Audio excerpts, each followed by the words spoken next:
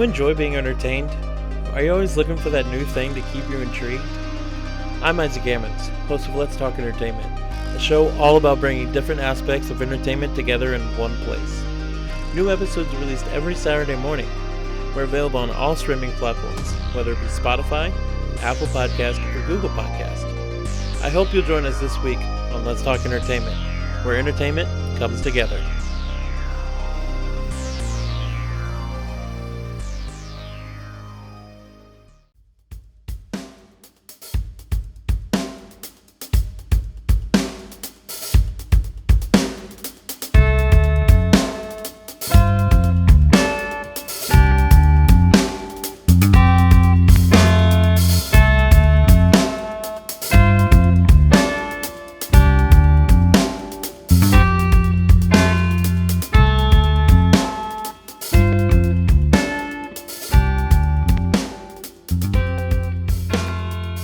Welcome to another edition of the Cognitive Discourse. Welcome back, and if it's your first time listening, hey, welcome.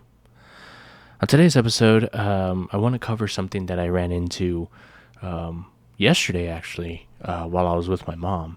But before we get into all of that, the whole reason why this episode idea came out was because I was with my mom somewhere, but we were there because my mom had gotten burned the day before yesterday at her job.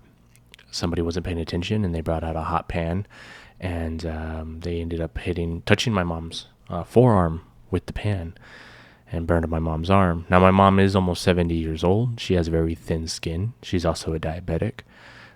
So a situation like that can become very serious if it's not handled properly. And that's kind of one of my issues with the company. I'm not going to say their name, but the way that her management handled it, I wasn't very happy with. Any job that I've been on, when you get hurt like that, you tend to get taken care of by management. And the good thing is that my mom, ran in under cold water. She ran the burn under cold water for a while. She put some burn cream on her arm. She bandaged it up. She made it, better. And thank God she wasn't bothered by the burning. If anybody's been burned before, you know what I'm talking about. It's a pain that doesn't go away. It kind of lingers around.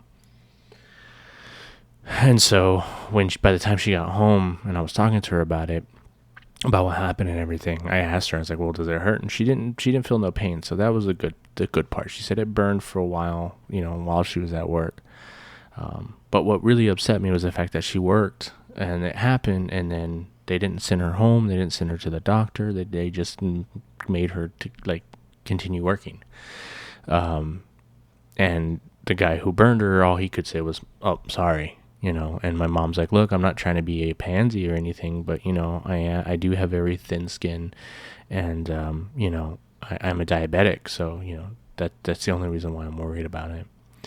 And when I say my mom has thin skin, I'm talking my mom could bump. You could nudge her and she could bump into a wall or doorway and tear her skin. If you were to grab my mom hard enough with your thumb and pull the skin, you could do some damage. Or remember those Indian burns that people used to give, where you take your hands around the arm and you twist the skin and it makes it red and burns it. That would mess my mom's arm up. My mom has very, very thin skin. So when she got home, I walked dinner over to her. I didn't know about it. We live in the same complex, so I had made dinner for her to walk it to her because she gets off of work kind of late. And that's when she told me about it. Well, I basically was upset because I was like, they need to pay for that. So the next morning, my mom called her job and said, "Hey, I'd like to go to the doctor and get this checked out, but I'm not going to pay for it." And so they obliged. They said, "Okay, we'll pay for it. Just go ahead and go get looked at. Let's make sure that there's nothing, wrong with it." And I got to my mom that they should have did that from the get-go. But whatever. At least now you're going to the doctors, and let's hope that nothing bad happened. And so when she got to the doctors, they looked at it, and thank God, nothing serious. She did have second-degree burns, but the blister had already busted, and when it busted, the skin was still intact. So that's the plus side to it, is that the skin was still intact. So, there was no infection or anything like that. So the doctor gave her a prescription for some cream, I guess it's like antibacterial burn cream. I don't know what kind of cream it was, but some cream that she can put on the wound until it heals, and then basically she keeps it uncovered when she's at home, and then when she's out and about, we bandaged it up so it doesn't get any kind of infection being out in the open, and doing daily activities. Good thing is my mom's off during the week because she watches my kiddos, so she's inside most of the day anyway, so she'll have a chance to let it heal. But anyway, I told you that because it goes into what I had noticed later on. So I rarely ever go to Walmart. Walmart's not a place that I go to. Typically, if I go to a store, Target's kind of my go-to. If I have to go to that kind of store, I just don't like Walmart. There's, Target's getting that way too, which is one of the reasons why I don't go to Target as much anymore either. But the lack of cashiers, which we can do a whole episode on that as well. But the lack of cashiers at Walmart is just horrendous. So I don't ever go to Walmart.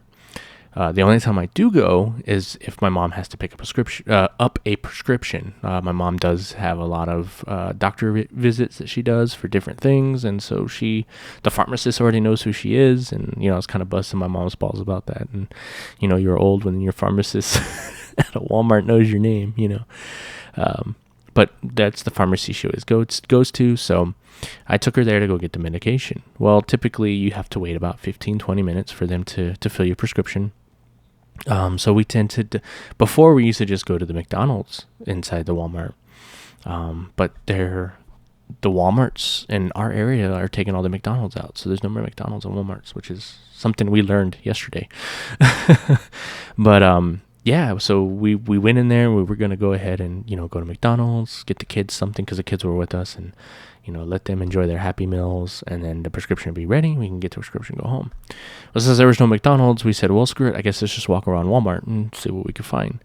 So that's what we did, and me, being, into video games and into movies and all that stuff, my go-to place in Walmart is the electronics place. And now that I have kids, toys is the other area we like to go check out.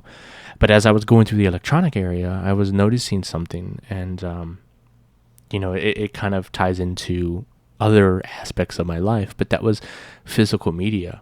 And I know people have probably covered this topic before, but, the lack of physical media is really starting to show. We're in that phase, that first phase of, us not owning anything, not being able to own anything. And I think media is the first to go, and it's starting to show. I mean, you can look at music, TV, movies, video games, all that stuff is starting to evolve into digital stuff, and we don't own any physical content anymore. And I noticed that when I was at Walmart, I noticed that the shelves for all the DVDs for, seasons of TV shows, for movies, the Blu-rays, the 4Ks, like, they weren't sold out on any of the stuff. It was full. The racks were full of movies and TV shows. But I also noticed that it got scaled down. Walmart used to have, like, a movie section, a TV show section that was a few aisles of physical media, CDs of physical media. And this particular Walmart, it's a bigger Walmart. It's an older Walmart too. It's been there for a while. It's a Walmart that I used to go to quite frequently when I was younger. So I'm well aware of the way the layout of that store was, and by my shock, the aisle had basically the aisles of movies and CDs and TV shows had come down to one aisle, and even then it was like half an aisle. So there was half an aisle of physical media. And then of course they have other sections within the entertainment area that has, like end caps for like the latest releases and stuff. But for the most part, it looks like they're scaling back on a lot of physical media with, I understand why they would do that, because it's obviously not selling. So why would you have a store full of that stuff? I think a lot of people, I know for me, I tend to, if I want to buy physical media, I tend to go to CD Exchange or Movie Exchange anymore, because they just have really cool deals on stuff. And so I get most of my physical media movies there. And a lot of times I go there because I'm either a lot of the movies that I buy now, it's just me upgrading my copy. So like if I have a DVD of a movie and I want to add it to my Blu-ray collection, I'll go and try to find the Blu-ray copy of it. Or like now, 4K is the new thing. So, I'm going and trying to find 4K versions of my Blu-rays and of my DVDs. And so, I'm an old school head in that aspect, is that I miss that stuff. I miss physical media, and I like to have physical media, especially of things that I'm a huge fan of. And so seeing that kind of go away is a little disheartening. And it also ties into my whole thing with, video games and music. I like having physical media when it comes to music and CDs. One of my prized possessions is a Dog Fashion Disco CD. It's hard as hell to find, and I got that CD back when Sam Goody and FYE were a thing. I have Dog Fashion Disco Adultery, which is one of my top favorite albums of all time, and I have that physical copy. Granted, I lost the case, so I don't know where the case is, so I'm looking to try to find that again. But I had the actual CDs in my truck. So that, physical media is kind of dying. I'm happy that vinyl came back. Vinyl was making a comeback, and granted, all the hipsters were all about it and stuff, but I was still excited that it came back because it was a chance to again own something that was a physical copy of content, of art that somebody else made. So seeing that go away is very rough for me, to kind of to digest and stomach. And again, it plays into kind of my whole way with games too. The PlayStation 4, for example. I mean, I've been a Sony loyalist from day one, basically. I think the only Xbox that I ever owned was the Xbox 360. But for the most part, I had PlayStation throughout its whole lifespan and the whole lifespan of my gaming love. But if you were to ask me if I like the PS3 over the PS4, I'd tell you I like the PS3 better. I miss the PS3. The PS4 was kind of, I think, the starting point of, physical media in games kind of being taken away. And it could be for the Xbox too. I don't know if Xboxes, like I said, I haven't kept up on Xbox. I don't know if the new Xboxes are like this, but I know the PS4 is like it and the PS5 is like it. And what I mean is, if you buy a physical copy of a game for the PS4, it has to download onto the PS4. So it really makes it pointless to have a disc, because with like the PS3, the PS2, the PS1, you take the disc, you pop it into the console, you turn the console on, boom, you're ready to go. You're going and you're playing the game. With the PS4, it's not like that. Like when I finally got a PS4, I didn't see the point of the physical discs, and I bought Battlefield 1, I think I bought with it, a physical copy of that game, and then and the PlayStation that I bought was like, it was a bulk buy, so I got like one of the Call of Duty games. I think it was like Infinite Warfare or something with the game, or with the console. But, when I put the game in, I thought, I was thinking it was going to be like the PS3. You pop the game in and you can play. Maybe a little update or something, something small. But for the most part, the physical game is on the disc, so you just pop the game in and you can play. And that's not how it goes. It actually has to take the file off the disc, put it onto your PlayStation, which is dumb because then you still need the disc to play. So if you download a game from the disc onto the console, you still need the disc to play it. But if you run out of room and you delete the game off the PlayStation 4, then if you put the disc back in there, it has to re-download the game. It doesn't make any sense. It's asinine. It's again, I think it was their beginning push to saying, we're gonna make it stupid so that you just say screw it and buy physical. Stop buying physical media and you just download it from the PlayStation Store, which is what I've done. All my games on PlayStation 4 have been flash sales, have been through PlayStation Plus. Monthly, they gave away free games, and that's basically how I've built my game library on PlayStation 4. if you look at my collection of PS3 games, I have a huge collection of PS3 games in physical media, because again, I can whatever I want to play, whenever I want to play it, I can pop it in.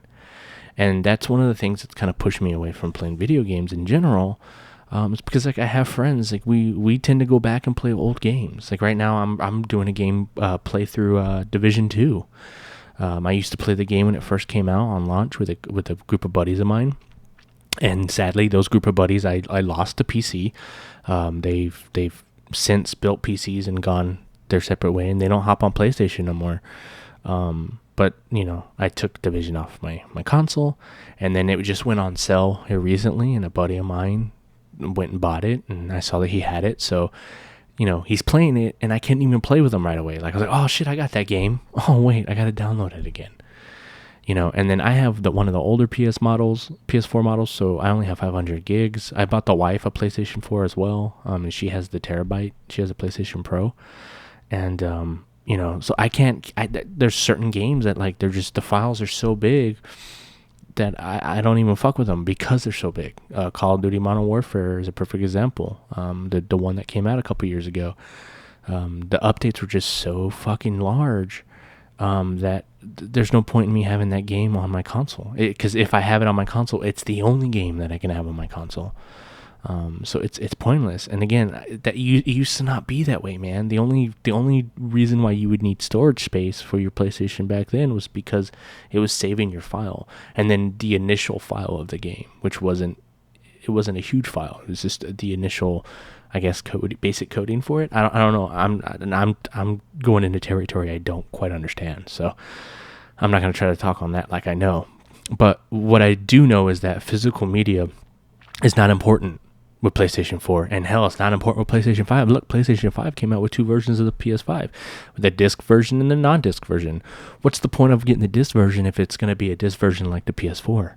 I don't see the point in getting it. Now, if it's going to be like the PS3, and if it's backwards compatible and I can play my PS3 games on the PS5, then sure, that would be awesome. But is that the case? I don't know.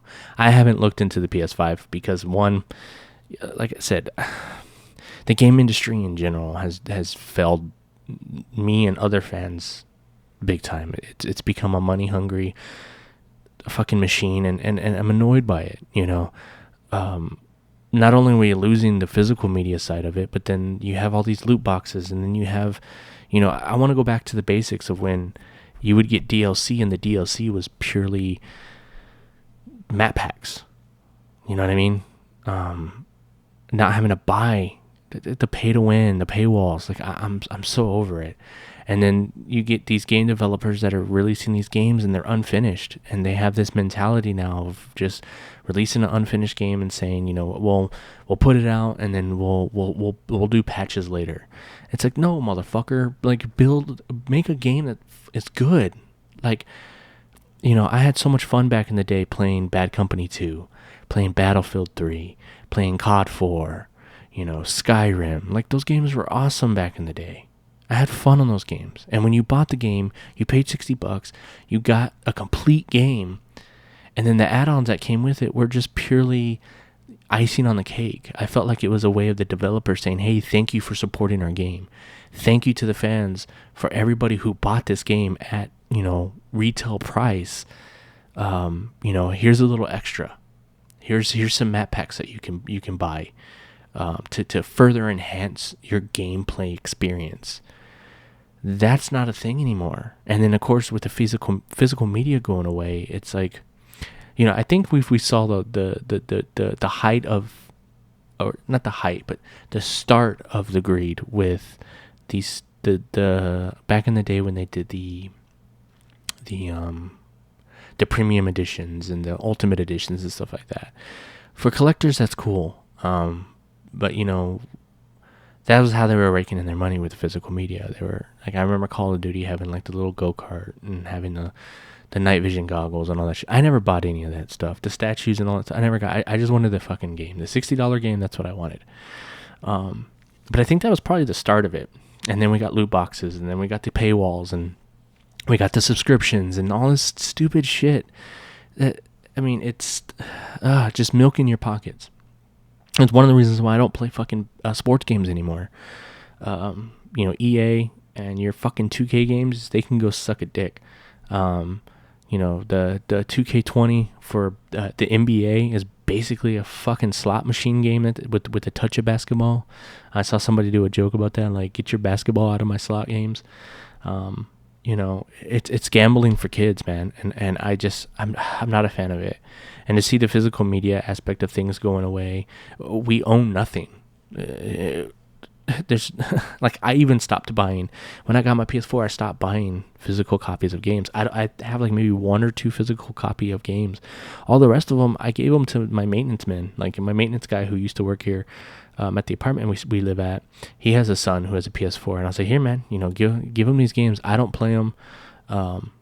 He can have them. And I gave it to him because, again, like I said, what's the point? I have to download the game onto my PlayStation just to play it. I can't just pop in and play. So there's no point in having physical media. I'd rather just buy off the store and store them in my library. And when I decide I want to play a game, didn't have to download it, wait an hour for it to download, and then play. It's time consuming. It sucks, and I hate it. And it makes me not want to play games. It makes me not. It's not the main reason, but it's one of the reasons. I don't have fun playing games anymore. It's not what it used to be. And I feel that way with movies and stuff too. Like, it's harder and harder to find. Like, with the whole Walmart thing, going back to the Walmart thing, that's what I noticed. Like, I started laughing because I'm looking at it, and one of the things I saw was a Fresh Prince of Bel-Air DVD, and I think it was the entire show. I think it had all the seasons on it. It was like a box set. I started laughing because I'm like, oh, that's cool. If this was me back in like 2005, I'd be all over that. I'd be all about that. Like, dude, I need that. I want that. But it's like, I have fucking Hulu. I can watch it on Hulu. That's the thing that sucks, is that, like, it's cool that we have these things at our fingertips, but it also does suck because we don't own any of it. If Hulu decides to take something off, then we don't have access to it anymore. If Netflix decides to take it, Netflix is known for taking shit off left and right. We don't have access to it anymore. These companies don't put everything that they own. Like Disney, look at Disney, for example. There's a lot of Disney stuff on there. But if they ever decide to take a certain movie off, that my kids love, and if I don't have the physical copy of it, well, how the hell are they going to watch it? And then there's movies you can't even find, classic movies that you can't even find on Amazon, on Netflix, on Hulu, on Disney, on all these services. They don't have everything. There's some things that you won't be able to find. And that kind of sucks. Like, if you don't have the physical copy, and then if you try to find the physical copy, other people are savvy to that too. So you try to go on eBay, and then you have scalpers raising the price of stuff, the whole supply and demand. So it sucks, but that's the world we live in nowadays. And for games, the streaming thing for games is kind of cool. I wish they would dive into it a little bit more. If you're going to go that route and you're going to stream stuff, I like PlayStation Now. It's not the best, but, me having a 5-year-old, having a library of games that she has access to on the fly is pretty cool. I will give it that. That is a plus side. She can go on there. They have a bunch of fucking Lego games on there. So she's always playing Lego Batman, Pirates of the Caribbean Legos, and the Star Wars Legos. Like, she's into all of that stuff. She loves the Lego games. And so instead of me having to go buy the physical copies of each of those games, she has them at the drop of the hat. She can start playing them. So that in itself is cool. So if there was a subscription service where you paid, I wouldn't mind paying a little bit more if they had a service like that, and it had a huge library of games, both past and present. Even games that were released, new games that were released. And even then, I would be more willing to give game developers a break and a pass if a game isn't 100% when it comes out, because I'm paying a monthly subscription versus paying $60 for it. A perfect example is Outriders. I did an episode on Outriders on this show, and I talked about my disdain for that game and those developers and how that game basically had an opportunity to be something great, and they turned around and shit on it on their audience. If that game was on a subscription service that you paid monthly for, and it just was there and ready, available to play, if it was a shit game, it would allow me as a subscriber to be like, I'm not gonna play that, but at least I didn't waste $60 on it, and I'll go play something else.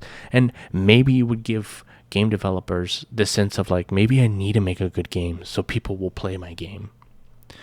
I don't know. It's just it sucks that we're losing physical media, and so that's why I like places like CD Exchange, Movie Exchange. That's why I take my businesses to places like that, because I want to keep those. I want to try to help keep those businesses around a little bit longer, so we can still get physical. For the people who want physical media, can go and get physical media. But yeah, what are your thoughts on it? How do you feel about it? Because like I said, for me, when it comes to the gaming side of it, I don't like it. I hate it. And maybe later on down the line, if they make the streaming to where it's more accessible, new release games are on there, because I don't like that physical media is gone, right? So if you're talking about a company putting out a physical media, which is the game, the case, and all the marketing that goes behind and all that stuff, they're saving a lot of money by just saying, nope, you just go to the store, the PlayStation store, the Xbox store, on Steam, on PC, you buy it there, and then boom, you have it. That saves the company money from having to make physical copies. Yet they want to turn around and up the price, and now they want to charge $70 for a game. Like, fuck you. That shit's annoying. And then on top of that, games here recently have been coming out broken. They're not even... Look at Cyberpunk. Look at Outriders. You know what I mean? These games are coming out fucking broken. But you want to charge us an extra $10. Go fuck yourself. So, I'm curious to see how you guys feel about it. Do you guys still collect movies? Do you guys still buy CDs? Do you guys still support bands that way? Do you guys still buy physical media on video games? If you own an Xbox, let me know, is it like PlayStation 4 and 5? Because if it's not, and if the Xbox is like how the old PS3 was, I'm jumping ship. I'm going to jump ship. Or maybe ultimately I'll just become a PC player like all my friends. Everybody I know is becoming a PC player. And maybe that's why. I don't know. All I know is that I haven't been interested in wanting to play video games because of the lack of media, physical copies, the fact that I have to download them onto my PlayStation, and the fact that half of the time they're shit fucking games because the developers release an unfinished product. But yeah, how do you guys feel about it? Let me know if you have a topic for the show, or you want to be on the show, or you want to share an idea. You can hit me up at cognitivediscoursepodcast@gmail.com. That's cognitivediscoursepodcast@gmail.com. Again, if you're watching this on YouTube or any of those, or even if you're listening to streaming, look down in the description. I'll have all the links there for you. I also want you guys to make a stop by and check out the new show that I will be having with a buddy of mine coming out in August. It's called Basic Ass Dudes, and it's a review show where we kind of touch topics like this. We're going to talk about movies, music, video games, TV shows, and just shoot the shit and have a great time. We also have bands that we feature on that show. So if that sounds like something you'd be interested in, again, I'll have the link down in the description. Or you can just go to YouTube and type in Basic Ass Dudes in the search bar and we'll pop up. We are trying to push YouTube for that show because it is filmed. So I make YouTube videos for it. So it would probably be better to watch than to just listen. But we probably are going to put it out on streaming services, audio streaming services. But I know for right now, I really want, me and my buddy have talked about it. My buddy Nolan from Every Podcast I Love Is Dead. He's my co-host. I'm his co-host. We're co-hosting each other. But he's on the show with me, and we've kind of discussed, and I was kind of telling him that I wanted to push YouTube before that. So that's probably what we're going to be doing. And then the good thing is that a lot of the bands that we're going to be featuring on that show are also going to be interviewed by Nolan himself on his show, Every Podcast I Love Is Dead. So it's a great opportunity for bands to reach out to us, to, have another platform to get their stuff out on. If you're a band, if you're in a band and you're listening to this and you want to contact us, you can contact the show, and all the information will be in the YouTube. So like I said, go to the YouTube channel, type in Basic Ass Dudes in the search bar, and then in the video descriptions you'll have all the information that you need to get a hold of us for that show. But that doesn't mean that I'm going to stop doing this show. I'm still going to be doing this. I'm hoping to eventually do a lot more interviews with this particular show. Right now, like I said, it's just my living situation. It's better that I just rant in front of the mic by myself. So, with that said, let me know how you feel about this episode. Let me know, do you agree? Do you disagree? Do you like the format of the PlayStation 4 and the PlayStation 5? Or do you prefer the PlayStation 3? Are you an Xbox guy or girl? Or do you suggest me just moving over to PC, and why? Because I really think that I'm probably going to lean that way eventually. Because eventually, when I get a bigger place, I'd like to also do Twitch and stuff like that. So I think PC might be the route that I go. But I'd love to hear your opinions, your comments, your concerns, your questions. Send them my way. And as always, don't forget to check out my band Among War. I am working on some stuff. I've kind of fallen off on the band stuff here lately because I got a bunch of other stuff going on. Basic Ass Dudes is really allowing me to learn how to do my video editing and stuff. So just keep that in mind, that Among War is still doing stuff. But if you haven't checked out Among War yet, it is my solo music. So you can check us out on Spotify. There is a YouTube channel as well. And I just put up lyric videos. But if you want to hear just the audio, check it out on Spotify or any of the streaming sites. I go through DistroKid, so they basically put it out on Spotify, Pandora, iHeartRadio, all the Apple, all that stuff. So check that out. But thanks for stopping by. And as always, enjoy your Friday. Have a safe weekend. And until next time.